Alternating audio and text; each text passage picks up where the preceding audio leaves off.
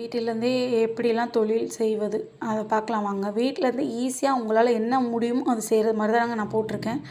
இப்போ எண்ணெய், கடலெண்ணெய், நல்லெண்ணெய், தேங்காய் எண்ணெய் இதெல்லாம் உங்கள் வீட்டு பக்கத்தில் ஒரு செக்கு இருக்குதுன்னு நினச்சிக்கோங்களேன்.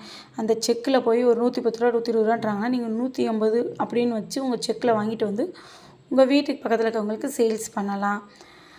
அதேமாரி வடகம் போடலாம். உங்களுக்கு நல்லா வடகம் போட தெரியும்னா வெங்காய வடகம், அப்பளம் இந்த மாதிரிலாம் நீங்கள் உங்கள் வீட்டிலேயே நீங்கள் போட்டு சேல்ஸ் பண்ணலாம்.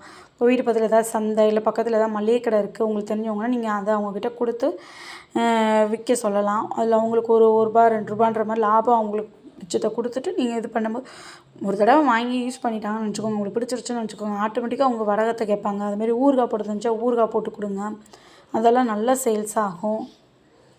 அதேமாரி இப்போ உங்களுக்கு டிசைனர்ஸ்லாம் தெரியும், ப்ளவுஸ்லாம் தெரியும்னு வச்சுக்கோங்களேன், ப்ளவுஸ் கூட வீட்டிலேருந்து ஸ்டிச் பண்ண முடியும். இல்லை எனக்கு சொல்லித்தரவே தெரியும் அப்படின்னா வீட்டு முன்னாடி இப்படி டிசைனர் ப்ளவுஸ்லாம் எப்படி டிசைன் பண்ணுறதுன்னு சொல்லித்தரப்படும்னு வீட்டு முன்னாடி ஒரு போர்டு வச்சிங்கன்னு வச்சுக்கோங்க, நிறைய பேர் வந்து ஜாயின் பண்ணுவாங்க. அந்த மூலியமாக கூட நீங்கள் சம்பாதிக்கலாம். அதேமாதிரி மசாலா பொருள், ஃபுட்ஸு எப்படின்னா அந்த சத்து மாவு அந்த மாதிரி ஃபுட்ஸ் எல்லாம் நீங்கள் வீட்டில் தயாரிக்கலாம். மசாலா பொருள் உங்களுக்கு குழம்பு மசாலா, கரம் மசாலா, மஞ்சப்பொடி, மிளகு சீரகப்பொடி, மிளகு, சோம்பு இந்த மாதிரிலாம் பொடி உங்களுக்கு தயாரிக்க தெரியும்னா உங்கள் வீட்டு முன்னாடியே நீங்கள் கொஞ்சமாக தயாரித்து உங்கள் வீட்டு பக்கத்தில் இருக்க மளிகை கடையெல்லாம் கொடுத்து பாருங்கள். நல்ல சேல்ஸ் ஆச்சுன்னா அதே கொஞ்சம் பெருசாக நீங்கள் ஆரம்பித்து இது பண்ணலாம். வீட்டு முன்னாடி கேண்டில்லாம் இப்போலாம் நிறைய வீட்டில் வந்து கேண்டில்லாம் செஞ்சு விற்கிறாங்க. மூலத்தனம்லாம் வாங்கிட்டு வந்து வீட்டிலேயே மூலத்தனத்தை வச்சு அவங்களே செஞ்சு ஒரு பேக்கிங் மாதிரி போட்டு கடைங்களுக்கெல்லாம் சேல்ஸ் பண்ணுறாங்க. அப்புறம் இந்த பட்டை, லவங்கம் அதெல்லாம் கூட நீங்கள் மொத்தமாக வாங்கிட்டு வந்து கொஞ்சம் கொஞ்சமாக போட்டு ஒரு சரை மாதிரி போட்டு சேல்ஸ் பண்ணலாம். அந்த மாதிரி இட்லி மாவு ரொம்ப மஸ்ட்டுங்க. இப்போ இட்லி மாவுலாம் நிறைய பேர் ஏன்னா வீட்டில் வேலைக்கு போகிறவங்களால நிச்சயமாக செய்ய முடியாதுன்னும் போது டக்குன்னு இட்லி மாவு வாங்கிட்டு போகிறான். இட்லி மாவு நீங்கள் யூஸ் பண்ணலாம். உங்கள் வீடு மெயினில் இருக்குன்னா இட்லி மாவோட இட்லி கடையை நீங்கள் ஆரம்பிக்கலாம். சில இட்லி மாவு வாங்குவாங்க, ஒருத்தங்க இட்லி கடையாக இருக்கணும் போது இட்லியே வாங்கிட்டு போயிடுவோம், என்ன பண்ண அப்படின்னு அவசரத்துக்கு வாங்கிப்பாங்க. அப்படின்னும் போது உங்களுக்கு என்ன சேல்ஸ் நல்லா ஆகும். இட்லி மாவும் சேல்ஸ் ஆகும். இட்லியும் போட்டு இட்லி, தோசை, பொங்கல் அந்த மாதிரிலாம் போட்டிங்கன்னா எக்ஸ்ட்ரா அதுவும் நல்லா உங்களுக்கு சேல்ஸ் ஆகும். அப்புறம் சேல்ஸ் கடைகள் மாதிரிலாம் நீங்கள் போடலாம். இந்த சேரீ, சுடிதார் அந்த மாதிரிலாம் உங்கள் வீட்டு முன்னாடி கொஞ்சம் வாங்கி நீங்கள் உங்களுக்கு முன்னாடி வீட்டு முன்னாடி கொஞ்சம் இடம் இருக்குன்னா சின்னதாக ஒரு கடை மாதிரி போட்டு சுடிதார், சேரீ, அப்புறம் எல்லாமே குழந்தைங்களுக்கு தேவையான டவுசர், சட்டை, பனியன், ட்ராக் பேண்ட்டு அந்த மாதிரிலாம் வாங்கி வீட்டு முன்னாடி ஒரு சின்ன கடை மாதிரி போட்டு நீங்கள் நடத்திங்கன்னா அதுவுமே நல்லா சேல்ஸ் ஆகும்.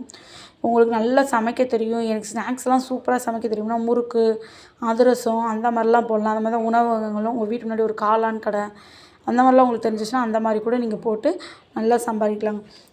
நம்ம திறமை இருக்குது, ஆனால் அதை எப்படி செய்யன்னு தெரியலன்னு நிறைய பெண்கள் இருக்கீங்க. அவங்களுக்கு தான் முக்கியமாக சொல்கிறேன்.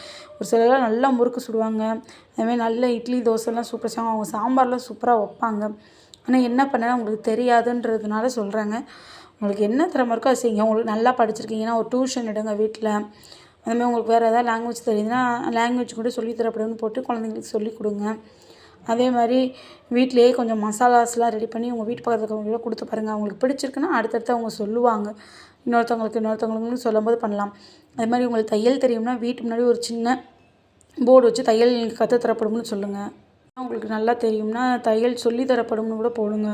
உங்களுக்கு தெரிஞ்சது வீட்டில் இருக்க 2 பெண்கள் கற்றுட்டு போய் அவங்களும் தொழில் ஆரம்பித்தாங்கன்னா ரொம்ப நல்ல விஷயம். தையல் சொல்லி தரப்படும்னு போடுங்க. உங்களுக்கு பியூட்டிஷியன் தெரியும்னா வீட்டு முன்னாடியே ஒரு போர்டு வைங்க, பியூட்டிஷியன் இருக்காங்கன்ற மாதிரி போர்டு வச்சிங்கன்னா இப்போ நிறைய பேர் மேக்கப் போட வருவாங்க, நிறைய பேர் ஐப்ரூ பண்ண வருவாங்க, நிறைய ஃபேஷியல் பண்ணுவாங்க. அப்படின்னும் போது உங்களுக்கு நல்லாவே சேல்ஸ் ஆகும், நல்லாவும் கஸ்டமர்ஸ் கிடைப்பாங்க, உங்களுக்கு நிறைய சம்பாதிக்கவும் முடியும். அதுமாரி உங்கள் வீட்டு முன்னாடி கொஞ்சம் இடம் இருக்குன்னா ஒரு மளிகை கடை கூட போடுங்க. மளிகை கடை போட்டு அழகாக நீங்கள் சம்பாதிக்கலாம். ஹோல்சேலில் மொத்தமாக வாங்கிட்டு வந்து வீட்டு முன்னாடியே போடும்போது அதுவும் நல்லா இருக்கும், அதுவும் நீங்கள் இது பண்ணலாம். அதே நேரத்துக்கு உங்கள் வீட்டு முன்னாடி கொஞ்சம் இடம் இருக்குன்னா அதை கூட ரெண்ட்டு கூட முடியும்னா ரெண்ட்டு கூட விட்டுருங்க. நம்மளால் எதுவும் பண்ண முடியாது, பிள்ளைகளை வச்சுட்டு சமாளிக்க முடியலன்னா ரெண்ட்டுக்கு கூட ஒரு சின்ன கடை மாதிரி கட்டி விட்டு ரெண்ட்டுக்கு கூட விட்டுருங்க. அப்படி விட்டிங்கனாலுமே நல்லா சம்பாதிக்கலாம். இல்லை உங்களுக்கு ஊறுகாய் போட தெரியும்னா ஊறுகாய் போடுங்க. இல்லை எனக்கு இட்லி மாவு, மசாலா மாவு எல்லாம் அரைக்க தெரியும்னா அது கூட பேக்கிங் பண்ணி நம்ம தாங்க நமக்கு திறமையை வளர்த்துக்கணும். நம்ம சம்பாதிக்கிற எண்ணத்தையும் வளர்த்துக்கணும். அது ரெண்டையும் வளர்த்து ஒரு முயற்சி பண்ணோம்னா நிச்சயமாக வெற்றி நமக்கு தாங்க.